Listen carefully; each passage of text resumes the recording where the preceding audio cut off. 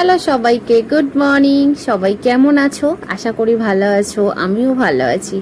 তো চলো আজকের সকালটা এখান থেকে শুরু হোক। এখন বাজে সকাল 8টা আর আমি সবে ঘুম থেকে উঠেছি। ঘুম থেকে উঠে জাস্ট চোখে মুখে একটু জল দিয়ে এসেছি, এসে রান্নাঘরে ঢুকে গেছি। কারণ কালকের এই রাত্রেবেলা আমার একটু রান্না করতে হয়েছিল। রান্না কেন করেছি সেটাও তোমাদেরকে বলবো। হঠাৎ করে আমার ছেলে মনে হয়েছে একটু ইলিশ ভাপা খাবে, তাই সন্ধেবেলা বাবাকে নিয়ে বাজারে চলে গেল। বাজারে গিয়ে সেখান থেকে দুটো ইলিশ এনেছে, ওই 750-800 করে ওজন হবে। দুটো ইলিশ এনেছে, সেই দুটো ইলিশ রাত্রেবেলা আমার ভাপা করে খাওয়াতে হয়েছে। আর রান্না মানে বুঝতেই পারছো, রান্নাঘর তো নোংরা হবেই। আর যদিও আমার মতন এরকম ছোট্ট রান্নাঘর হয়, অবশ্যই নোংরা হবে। আর বেশি করে নোংরা হয়েছে এই কারণ অনেকটা পরিমাণে সবজি বাজার, মানে ওই যে 15 দিনের সবজি বাজার, আলু, পেঁয়াজ, আদা, রসুন, মানে 15 দিনে আমাদের যতটুকু বাজার লাগবে ততটুকু সব বাজার করে নিয়ে এসেছে। সেই বাজারগুলো মানে ওর জন্য করে আমার আরও একটু রান্নাঘরটা নোংরা হয়ে গেছে। যাই হোক, তো সকালবেলা ঘুম থেকে উঠতেও প্রচুর লেট হয়ে গেছে, কারণ আমি রাত্রে করে ভিডিও এডিট করি। আর ভিডিও এডিট করে ঘুমাতে ঘুমাতে 12টা-1টা বেজে যায়। আর আমার ভিডিও এডিট করা হয়, এদিকে সোনাইয়ের পড়াও হয়, সোনাইয়ের সাথে আমারও জাগতে হয়। তো যাই হোক, এদিকে দেখো তোমাদের সাথে গল্প করতে করতে আমি রান্নাঘরে যতটুকু নোংরা এদিক ওদিক ছিল সবগুলোই পরিষ্কার করে নিয়েছি। মানে গ্যাসের টেবিলটা পরিষ্কার করে নিয়েছি, জাস্ট গ্যাসটা মুছতে হবে এখন। আর এই যে কৌটাগুলো দেখছো, এই কৌটাগুলো আমি মিশো থেকে কিনেছি। তো আমার আগের কোনো ভিডিওতে আমি এগুলো দেখিয়েছিলাম, যখন ফার্স্ট টাইম আমি নিই তো তখন দেখিয়েছিলাম। তো এই কৌটাগুলো না খুবই ভালো রান্নাঘরের জন্য, মানে দুটো করে দেয়, বাই ওয়ান গেট ওয়ান ছিল, ফ্রি ছিল। তাই আমি অর্ডার করেছিলাম, আমার দুটো কৌটা এসেছিলো এরকমই। একটাতে মানে 6টা করে থাকে, 6টা করে খোপ থাকে।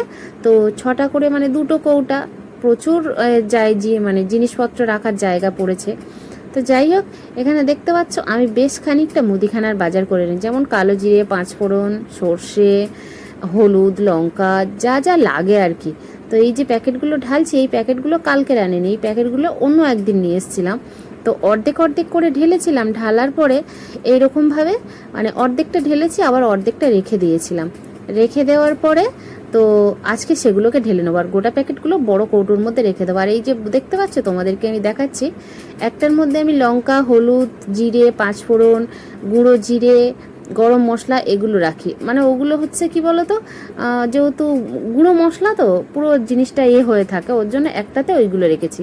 আর এই একটা দেখতে পাচ্ছ পরিষ্কার করে রেখেছি, এর মধ্যে আমি সর্ষে, পোস্ত, কালো জিরে, তেজপাতা, শুকনো লঙ্কা এগুলো রাখি। দেখো, একটা জিনিস সবসময় জানবে, রান্নাঘরে যত সিম্পল জিনিস সুন্দর করে গুছিয়ে রাখবে তত দেখতে ভালো লাগে। যাই হোক, তো এখানে তোমাদের সাথে গল্প করতে করতে আমার মশলার জায়গায় সব কিছু গোছানো হয়ে গেছে। আর দেখবে রান্নাঘর পরিষ্কার করার পরে না মনে না আলাদা একটা শান্তি লাগে। তো যাই হোক, এখানে দেখো আমি মশলার জায়গা পরিষ্কার করে নিয়ে চলে এসেছি গ্যাস মুছতে। কারণ গ্যাস নোংরা হয়ে থাকলে না আমি একদম পছন্দ করি না, কারণ রান্নাঘরের যদি গ্যাসটা নোংরা হয়ে থাকে সেটা খুব একটা ভালো দেখায় না। যাই হোক, আমি গ্যাস ট্যাস মুছে পরিষ্কার করে এখানে নিচে বসে পড়েছি। আজকের ওই যে বললাম যে কালকে রাতে আলু, পেঁয়াজ, আদা, রসুন, সবজি, মানে 15 দিনের যা যা বাজার লাগবে সেগুলো সব নিয়ে এসে সেগুলো এখন গোছাবো। আর আলুর ঝুড়ির মধ্যে দেখো এই একজন ব্যক্তি উঠে পড়েছে।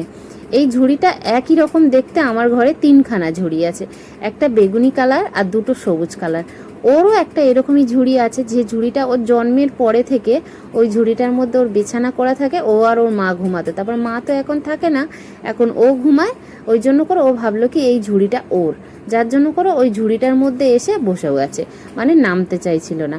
আমি তো জোর জবরদস্তি ওই যে নামিয়ে দিলাম, তবু নামতে চাইছে না, মাঝে মাঝে এসে এসে উঁকি ঝুঁকি দিয়ে দেখছে। তো যাই হোক, মানে ঝুড়িটার মধ্যে প্লাস্টিক পেতে নিলাম, খবরের কাগজ পেতে নিলাম, নিয়ে এখন আলুগুলো রাখবো। আর আলু নিয়ে এসেছে 5 কেজি আলু নিয়ে এসেছে, কারণ 5 কেজি আলুতে আমার 15 দিন মোটামুটি হয়ে যাবে। যদিও কম পড়ে একটু আধটু, তখন দোকান থেকে 1 কিলো আনা হবে কোনে।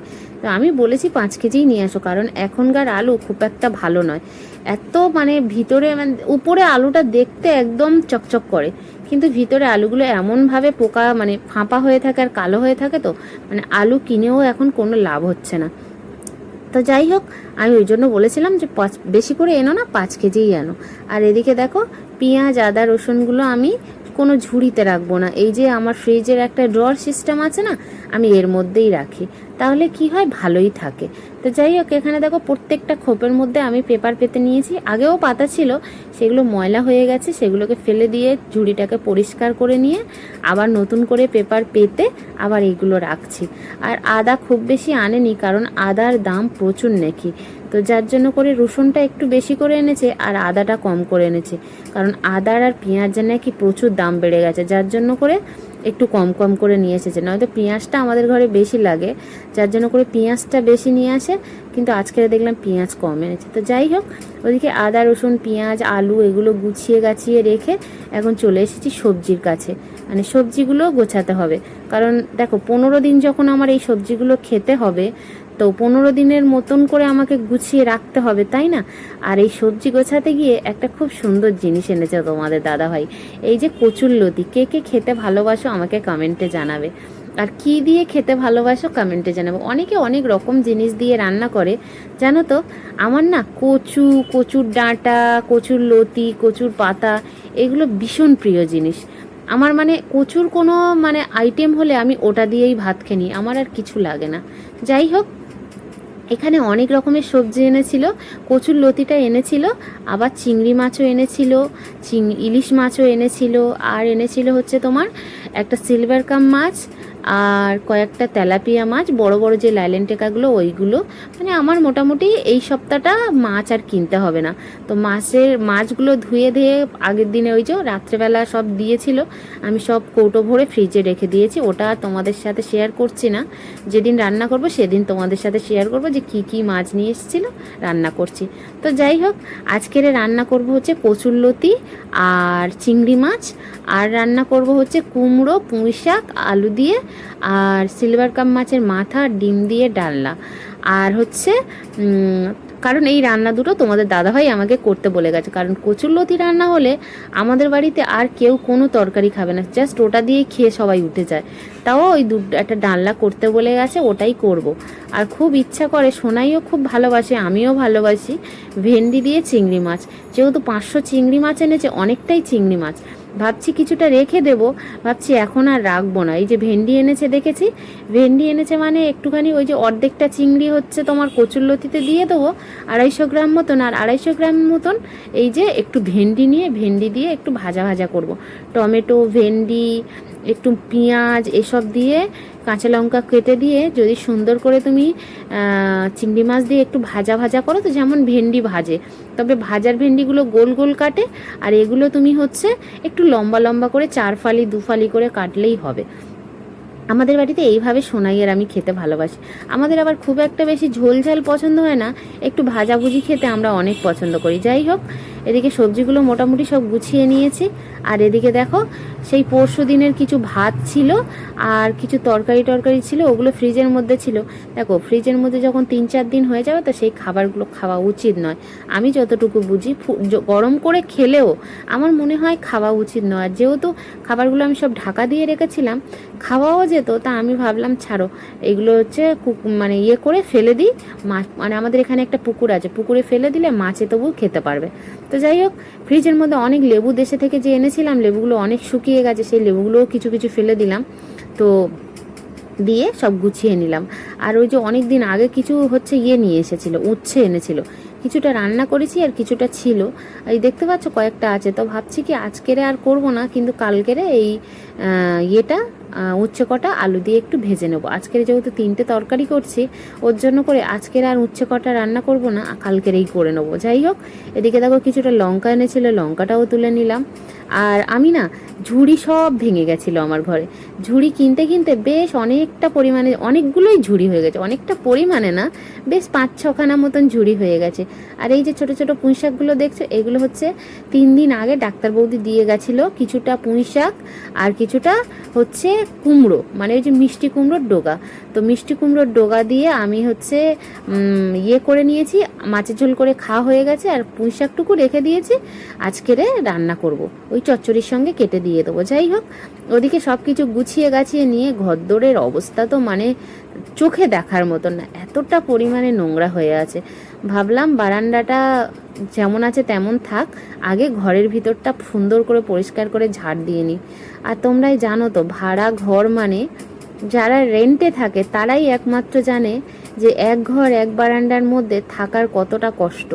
যাই হোক, এই যে দেখতে পাচ্ছ, এই যে আমি স্টিকারগুলো মেরেছি এখান থেকে না, তোমরা তো আগের অনেক ভিডিওতে দেখেছো, একটা দিদিভাই কমেন্টও করেছে যে দিদিভাই এখানে কিছু স্টিকার মেরে নাও, তাহলে বালি পড়বে না। আমি বলেছিলাম একবার একটা ভিডিওতে যে এইভাবে এখানটায় প্রচুর পরিমাণে নোনা ধরে বালি পড়ছে, বাড়িওয়ালাও কোনো কিছু গুরুত্ব দেয় না।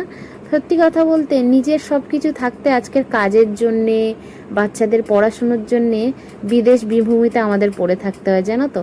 আর লোকে এমন ব্যবহার করে যেন আমরা একদম ভিখারি, আমাদের কিচ্ছু নেই, আমাদের খাওয়া হয় না, জানো তো।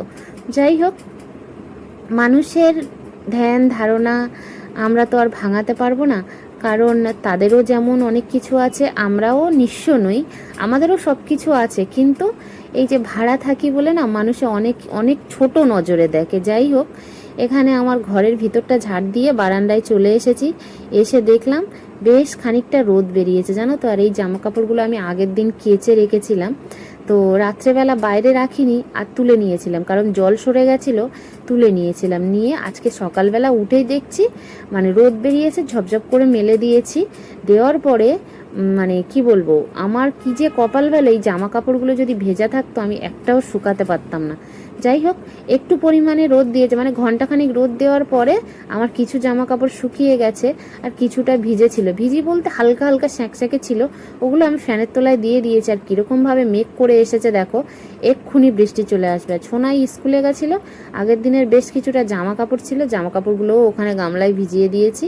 তো যাই হোক, এখান থেকে যেগুলো শুকিয়ে গেছে সেগুলো আমি এখন নিয়ে সব ঘরের মধ্যে ভাঁজ করে নেব, আর যেগুলো হচ্ছে ভিজে আছে সেগুলোকে নিয়ে আমি ঘরের মধ্যেই মেলে দেব, কারণ বারবার দৌড়ে দৌড়ে তুলতে আসতে ভালো লাগছে না, জানো তো।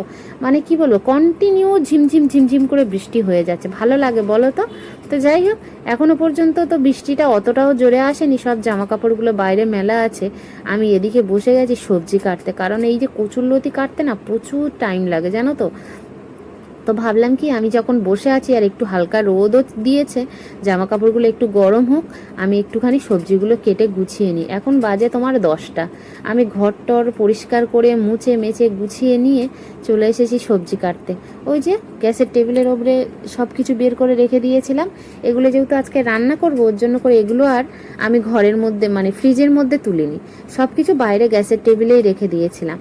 তো সেগুলোকেই এখন কেটে কুটে পরিষ্কার করে নেবো। আর দেখবে, আমার একটা বাজে অভ্যাস আছে, আমি সব কিছু কেটে কুটে গুছিয়ে নিয়ে রান্না করতে বসি না, রান্না বসিয়ে দিয়ে এটা ওটা সেটা কাটতেই থাকি।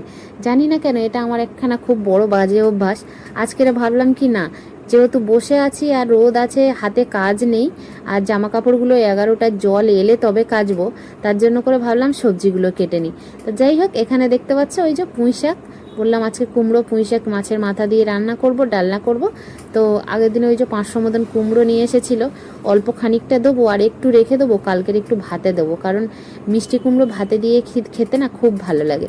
তো যাই হোক, এখানে পুঁই শাক আমি সব দেবো না, পাতা কিছুটা দিয়েছি, কিছুটা কুমড়ো দিয়েছি, দুটো আলু কেটে দিয়েছি, আর হচ্ছে পুঁই শাকের গোড়ার দিকের ডাঁটাগুলো দেবো, আর আগার দিকে ডাঁটাগুলো রেখে দেবো। যেদিন মাছ রান্না করব, মাছের সঙ্গে ঝোল করে খাবো। আমার না যে কোনো ডাঁটা মাছের সঙ্গে ঝোল করে খেতে খুব ভালো লাগে। তো যাই হোক, ঝটপট করে এদিকে কাজ করে নিচ্ছি। আর সোনাই আজকে স্কুলে যাবে না, কারণ ওর সোমবার থেকে হচ্ছে মক টেস্ট শুরু হবে, যার জন্য করে ও আর হচ্ছে আজকের স্কুলে যাবে না, বলছে একেবারে সোমবারে যাব। আমি ওকে একটু বকাঝকা করে এসে বসলাম।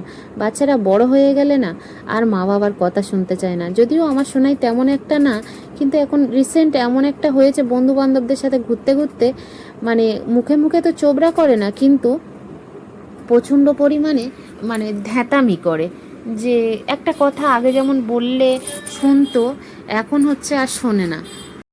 তো বন্ধু বান্ধবদের সাথে মিশতে মিশতে না এখন এমন হয়ে গেছে, একদম কথা শুনতে চায় না। তবে মুখে মুখে চোবড়াও করে না, কিন্তু ওই যে হ্যাঁকাতি করে, এটাই সব থেকে বড় খারাপ লাগে জানো তো। মাঝে মাঝে না খুব রাগ হয়ে যায়। তবে ছোটোবেলা থেকে কোনোদিন ওকে মারিনি তো এখন আর গায়ে হাত তুলতে খুব খারাপ লাগে। কারণ আগে তো ছোটো ছিল যখন বদমাশ ছিল না, এখনও বদমাশ নেই। ওই যে অনেক সময় না আমার চোখে থেকে ওর মানে আমি চোখ যখন বের করে চিৎকার চেঁচামেচি করি তখন ও ভীষণ ভয় পেয়ে যায়। যাই হোক, ছেলে মেয়ে বড় হলে একটু তো অন্যরকম হয়ে যায়। আর তারপরে যখন হচ্ছে 5 জায়গায় 5টা ছেলে মেয়ের সাথে মেশে তখন আরোই হয়ে যায়। যাই হোক, এই দেখো তোমাদের সাথে গল্প করতে করতে আমার সব সবজিগুলো কাটা হয়ে গেল। কুমড়ো পুঁই শাক কাটা হয়ে গেল। এদিকে এখন আমি কচুরলতি কাটতে বসেছি। আর কচুরলতি কাটতে গেলে না বড্ড সমস্যা হয়। আর কী সমস্যা সেটাও বলছি। কচুরলতি কাটতে গিয়ে তুমি যদি একটা জিনিস লক্ষ্য করবে, যদি তোমার হাত চুলকায় তাহলে ভাববে লতিটা ভালো নয়, কিন্তু যখন কাটার সময় হাত চুলকাবে না তখন ভাববে লতিটা খুবই ভালো। যাই হোক, আজকের আমাদের যে লতিটা এনেছে লতিটা খুবই ভালো। আমি যে কাটছি এত ঘাঁটাঘাঁটি করছি আমার একটুও হাত চুলকাচ্ছে না। লতিটা সত্যিই ভালো। আর রান্না করেছি যখন, রান্না করে খাওয়ার পরেও তো সত্যিই অসাধারণ লেগেছে। একটুও মানে হাত পা চুলকায়নি, গলা চুল ধরেনি, একদম ভালো ছিল। তো যাই হোক, ওই জন্য করে আর আমি কচুরলতি, আর এমনিতে কচুরলতি খেতে খুব ভালো। দেখতে পাচ্ছ হাতগুলো কীরকমই মানে কালো হয়ে গেছে, যে আঙুলগুলো না সব কালো হয়ে গেছে, তবে চুলকায়নি জানো তো, এটাই ভালো লাগে। তো যাই হোক, এখানটায় আমাদের বাড়িতে হচ্ছে কচু জিনিসটা না এমন একটা, কচু খেলে প্রচণ্ড পরিমাণে পেট পরিষ্কার হয়। তো যাই হোক, এদিকে দেখো আমার সবজি কাটতে কাটতে চলে এসেছে ঝমঝমিয়ে বৃষ্টি। আমি সবজি কাটা যেমন তেমন করে ওরকম রেখে দিয়েছি, তবে কাটাকুটি সব হয়ে গেছিলো আমার, সব কাটাকুটি হয়ে গেছে, অল্প কিছুটা বাকি আছে। সেই সময় বৃষ্টি এসেছে, দেখো কীরকম মুষলধারায় বৃষ্টি এসেছে। তবে ঠাকুর করে আমার জামা কাপড়গুলো সব শুকিয়ে গেছে, এটাতেই আমার ভীষণ ভালো লাগছে। মানে বৃষ্টি আসার আগে আমার জামা কাপড়গুলো শুকিয়ে গেছে। আর এদিকে দেখো আমি রান্না করব এবারে। এই যে কচু পুঁই শাক এগুলো সব কেটে কুটে পরিষ্কার করে ধুয়ে নিয়ে এসেছি, আর বৃষ্টি এসেছে। তো যাই হোক, এবারে আমি রান্না বসাবো। আর এদিকে দেখো মাছের মাথা, ডিম এগুলো সব বের করে নিয়েছি, দুটো পেঁয়াজ কেটে নিয়েছি। আর এটা দিয়ে হচ্ছে ডালনা করব। আর চিংড়ি মাছটা এখনও বের করিনি, বের করব। আর কচুর লতির সঙ্গে একটা ছোট্ট মতন দেখে আলু কেটে দিয়েছি, কারণ আলু না দিলে না শুধু কচুর লতিটা একটু কেমন হয়ে যাবে। যাই হোক, এদিকে দেখো ফ্রিজে আদা রসুন বাটা ছিল, সেটাও বের করে নিয়েছি। আর হচ্ছে এদিকে চিংড়ি মাছটাও বের করে নিয়েছি। আর 500 চিংড়ি মাছ আমার মনে হয় কম দিয়েছে জানো তো, মানে কইটুখানি কেটে কুটে একটুখানি হয়েছে। যাই হোক, এদিকে আমি ভাত বসিয়ে দিয়েছি।